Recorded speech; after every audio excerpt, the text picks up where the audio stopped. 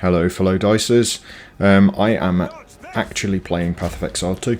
I managed to get hold of and log into Path of Exile 2 Founder Edition, which they vary in price from between £24 up to £80 in the UK, depending on whether you want to get some free stuff with it. I have got one of those packs, obviously, so I can play. And I must admit that I did have hellish time logging in when the game first released. I believe they had over 1 million players trying to all log into the servers at the same time on launch, so it really did struggle. This is a first look, so this is just a voiceover after doing a lot of recording of gameplay. I will probably be doing some in-game recording as well. Just because it's always good to play a game while you're actually talking to people. It's quite difficult, but it is also quite rewarding as well. Now, I wanted to do this because I wanted to show you where this differs to the original and also where it differs to Diablo 4. I am an avid ARPG player, as anyone who's watched this channel previously will know, and Path of Exile was never really one that I did too much on. The reason for that was the story was completely and utterly baffling, if I'm being honest, and I do like a bit of a story in games.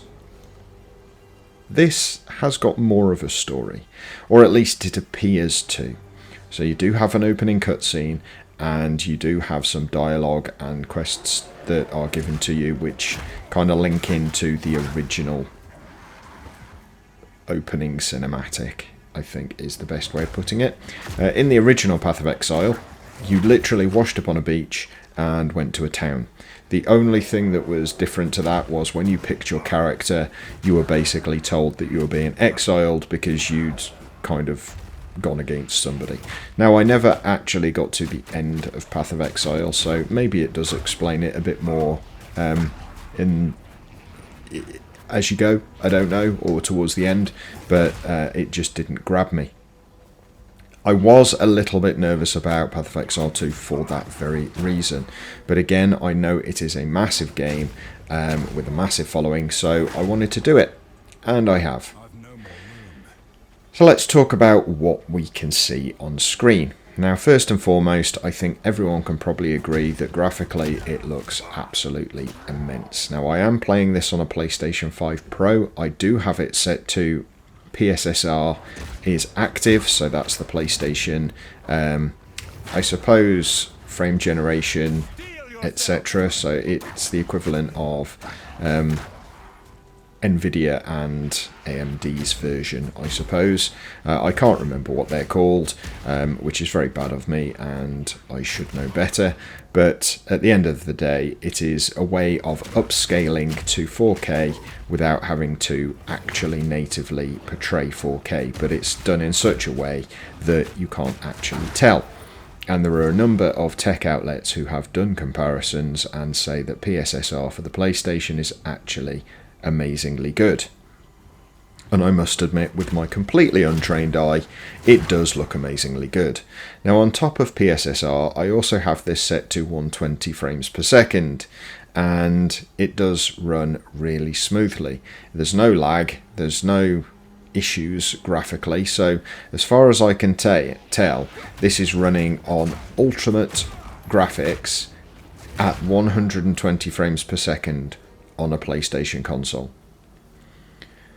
I'm just going to leave that there, not say anything else about it, but as I said, graphically I think this is immense. Gameplay wise, it is quite slow starting, but to be perfectly honest, that is normal for ARPGs. I think the ones that do this the worst these days are actually the Diablo games, because they like to get you into fighting millions of enemies within the first 10 minutes, and I do think that gives you, I don't know, I think it makes it a little bit less impressive when it does happen, because it's throughout the entire game.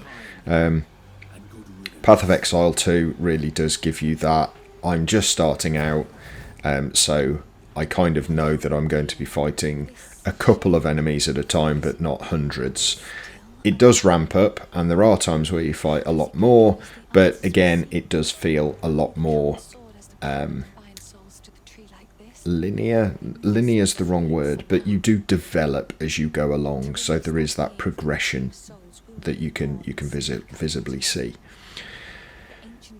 Now, I did mention logging in was a problem at the beginning. They are having some issues in the beta as far as microtransactions. If you did buy a Founders Pack that you got additional stuff, they have basically closed off the real money shop for the time being. I think it is slowly coming online for people, but don't be surprised if you can't purchase anything. Guilds are already active. You can make your own guild, etc, etc. But the one thing that I do want to talk about, and this is relevant for those people who played Path of Exile and didn't like it, I do find the combat in this much better. And I'm talking about melee combat specifically because I always like to play a melee character as my first.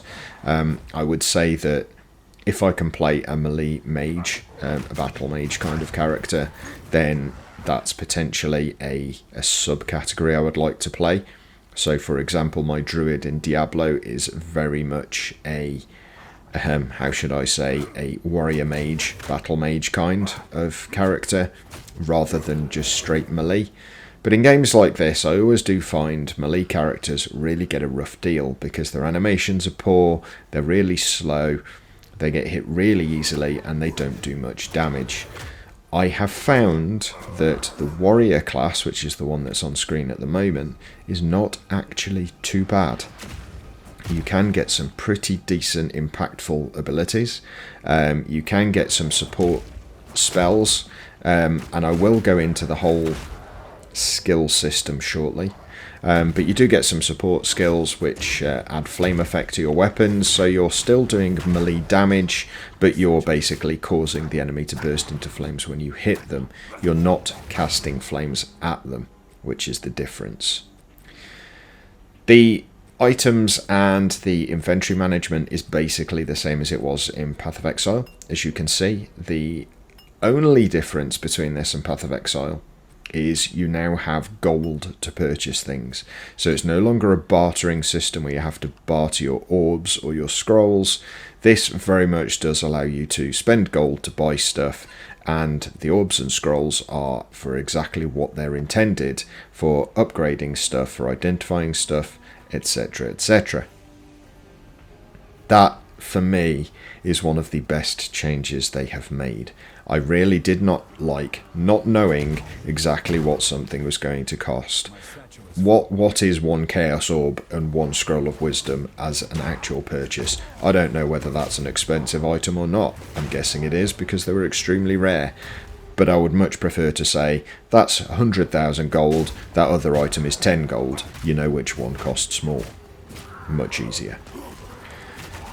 Combat-wise, as I say, I do find it's really nice. One change they've made, which I'm not sure about, is you can only ever have one potion of life and one potion of mana equipped. Whether you can equip different types, like your Quicksilver potion, etc., I don't know. But I did like the fact that you could specifically have 3 health potions on the go. Especially when you start getting battered as a melee character. That has gone, unfortunately, but it's not to say that you aren't going to be able to do something different later on very early game at the moment. So let's have a quick look at the skills, because the changes there are quite significant. So if we go into the skills, we no longer equip gems to items. What we do is we find a skill orb and we learn that skill orb, and it allows us to unlock a specific skill. Now, skills are tailored to an item. So for example, whenever I was blocking using my round shield rather than my tower shield, and that's because the block skill that I did have, which was awarded to me by the item, I was selecting the wrong one. So every time I tried to block, I would switch weapon set. So you do have to look out for that. But in general, the skills themselves are just from skill orbs. And those skill orbs are accessed via your inventory. They're usually called blank skill orbs here, uncut skill gems. And you learn those skill gems and they give you a certain level of skill. So you can have a level 1 skill, you'll find a better skill gem and it will give you a level 2 skill, etc, etc. Now when you find a support skill gem, it literally modifies your base skill. So you choose which skill to use that support skill gem on, and it will tell you what different effects it will have. Whereas before you would have a support gem you have to link to inside an item. This one, you pick the support gem, you select the skill you want to change, and it will say, for example, for this particular skill, it will give you X bonus. If you select a different skill, the bonus will actually change. So you do have more agency in how those skills actually work, which I actually found really good change. Now I thought I would finish this very first look video on a bit of a boss fight, because melee characters in Path of Exile really struggled with bosses unless they had some ridiculously powerful skill gems. Now I've got a few level 2 skills and 1 support gem. The support gem adds flame to one of my skills. So I have added it to my, I can't remember what it's called, but basically it's like an uppercut skill. And it really does occasionally make the enemy catch fire, which is absolutely brilliant. That's not to say that melee characters have it easy, because you really do get hit hard. The difference now is you also have the ability to block, and you can block with your shield. I do not remember that being a thing in Path of Exile. The actual boss fights seem to be extremely good and extremely nice. They are challenging, and this is the third boss I fought, and the first two killed me the first time I fought them. You actually saw one at the beginning of this video. It's quite nice that it is still a challenge, because I do find sometimes in games like this, especially the Diablo series of late, you either get bosses which are pointless as being bosses, they may as well just be mobs, or you get a boss which one-shots you, which again is absolutely pointless, because you can never ever defend against a one-shot kill. Even if you've got the maximum damage reduction, if it's designed to kill you in one shot unless you evade, you're going to die. And in a game like this, where it's all about the power fantasy, and I know I am a proponent of not having ridiculous damage numbers in games, it's still about power fantasy. It's all about getting better, and the next time you go back, that fight is easier. If it's all about your skill level, some people can't improve in games. I'm one of them. If I really struggle to get engaged in a game, there's no way I'm ever going to improve in it, because I won't play it enough to get better. And that is, unfortunately, a fact of gaming these days. And maybe people will look down on me as a YouTuber and a gamer because of that, but that's the reality. I don't have enough time to spend 12 hours trying to learn how to specifically dodge or block at a specific time in a sequence of attacks. You will probably see another video out very soon giving more details about that, but anyway. As far as the boss fights in Path of Exile are concerned, it actually is really good. And yes, you do have sequences, but they're simple sequences. They're not like it does 300,000 attacks one time and only 2 the next time. It really is a case of, right, it does X, then it does X, then it does X. And you can kind of read what it's going to do. Very, very good. So just to finish, I did mention itemization. The items in this game appear to be exactly the same type of thing. Some will take up 8 slots, some will take up 6 slots, etc, etc. You get different grades, so you'll have normal, you'll have magic, I'm guessing you'll have legendary, etc, or unique as they call them. And it's nice to see they have maintained that. It looks like your cosmetics from Path of Exile will transfer across, so if you still have any of your cosmetics from the original game, they should eventually transfer across. They are showing in the cosmetics menu in Path of Exile 2, however, it does say they are unavailable in this version of the game. This is a beta, so they might not be adding them until the full game has released, but that is a possibility, so don't feel you've lost all of your cosmetics. Now, it wouldn't be a Path of Exile game without talking about the passive skills, and the passive skill tree is still as ridiculous as it was in the original game. This thing is insanely big, and it does have the same sort of nodes or points that the original one did. So you will have game nodes where you'll just have an increase to armor or strength or dexterity. You'll have others like this one where you'll get increased armor, you'll regenerate life, and you'll get bonuses to strength because it's a rarer node in effect.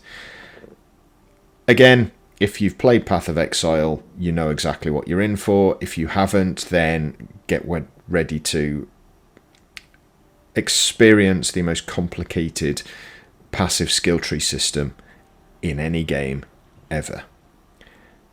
But that's where I'm going to end the video. And zoom out, of course.